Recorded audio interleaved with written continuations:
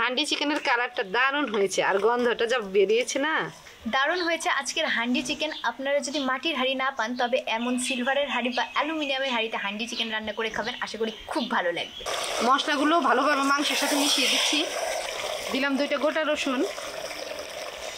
আজকে তো মাধ্যমিক পরীক্ষা, ভিড় বাড়ানোর জন্য আর বাজারে গেলাম না। অবশ্য বাজারে গেলে ক্লিন করা মুরগি আনতে পারতাম, তারপরেও পাশের দোকান থেকে লোম সহ মুরগি নিয়ে এসে প্রথমে গরম জল করে পরিষ্কার করে নিলাম।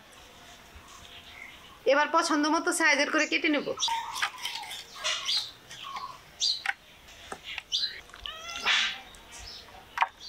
আজকে রান্নার জন্য নিলাম 2টা রান, একটা উইংস আর চেস্ট। চামড়াটা আলাদা করলাম না, একসাথে পিসগুলো কেটে নিলাম।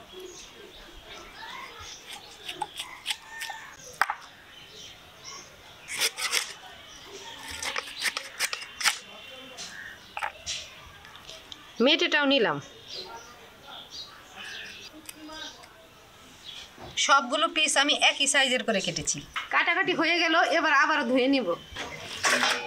পেঁয়াজ আদা ছিলে নিয়েছি, পেঁয়াজ আদা বেটে নেব।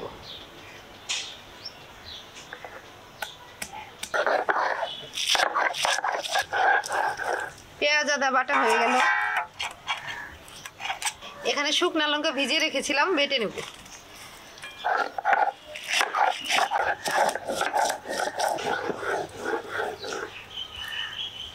একদম লাল লাল শুকনো লঙ্কা বেটে নিলাম।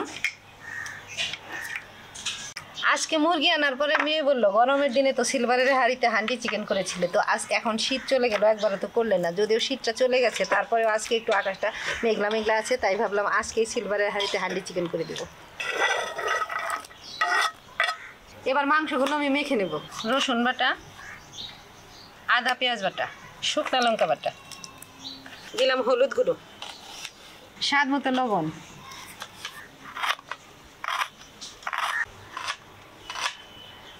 আরগুলো পরে কাট।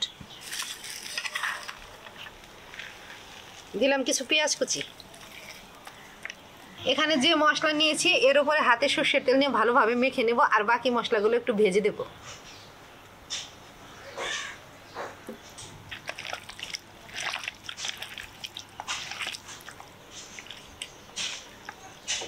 এই হান্ডি চিকেন রান্নার ক্ষেত্রে হাতে মাখার উপর অনেকটা স্বাদ নির্ভর করে।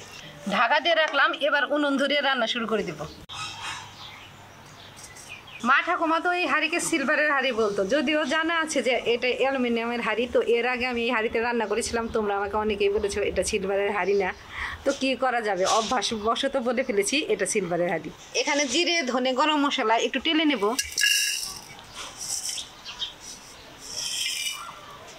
হাঁড়িতে দিলাম সর্ষের তেল, ফোড়নে নিয়েছি শুকনো লঙ্কা, তেজপাতা, গোটা জিরে, গরম মশলা।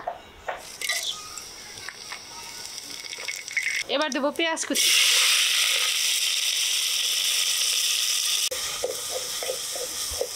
ভাজা মশলাগুলো বেটে নেব।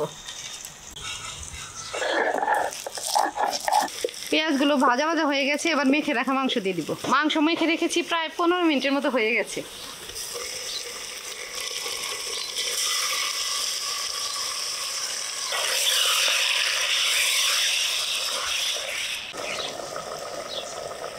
থালাতে একটা টমেটো কেটে নিয়েছি, এর উপরেই ভাজা মশলা বাটাটা নামিয়ে নিলাম। এবার টমেটো, কয়েকটা রসুনের গোলা আর ভাজা মশলা বাটাটা মাংসের উপরে দিয়ে দিব। মশলাগুলো ভালোভাবে মাংসের সাথে মিশিয়ে দিচ্ছি।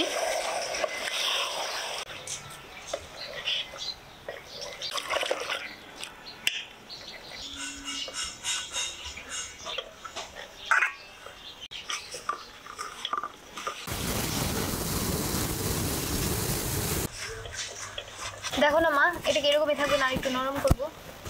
আর একটু নরম করে নেবো। দিলাম 2টা গোটা রসুন, মশলা ধোয়া একটু জল। কিছুক্ষণ সময় ধরে মশলার সাথে মাংসগুলো কষিয়ে নিলাম। এবার হাঁড়িটা একদম আটা দিয়ে সিল করে দেব। মাটির সরা দিয়ে ঢেকে দেবো। মেয়ে এদিকে আটা রেডি করে রেখেছে, এটা দিয়ে সিল করে দিচ্ছি।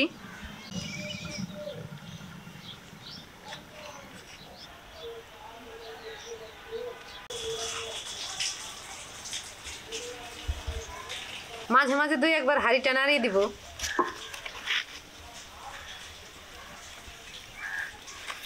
হান্ডি চিকেন রান্নায় তো মশলা দিয়ে মাংসগুলো মেখে একদম হাঁড়িটা সিল করে বসিয়ে দেওয়া হয়, কিন্তু আজকের মুরগিটা যেহেতু বড় ছিল তাই আমি মশলা দিয়ে আগে একটু কষিয়ে নিলাম যাতে ব্রয়লার মুরগির গন্ধ না থাকে। কিছুক্ষণ সময় তো কষিয়ে নিয়েছিলাম, আর প্রায় আধ ঘন্টার মতো অল্প আছে জাল করে নিলাম, রান্না হয়ে গেছে, এবার নামিয়ে দেবো।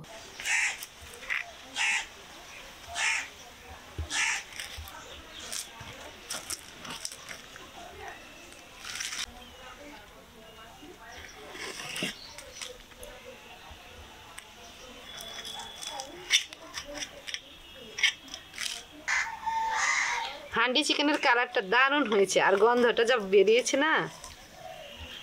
একটা থালার মধ্যে ঢেলে দিলাম।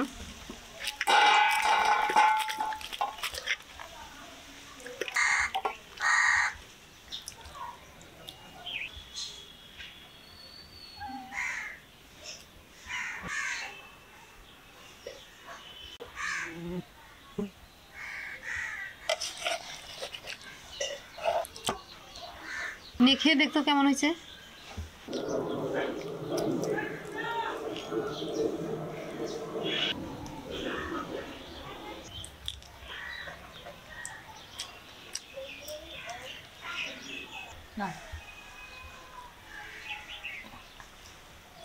কেমন হয়েছে? ভালো হয়েছে।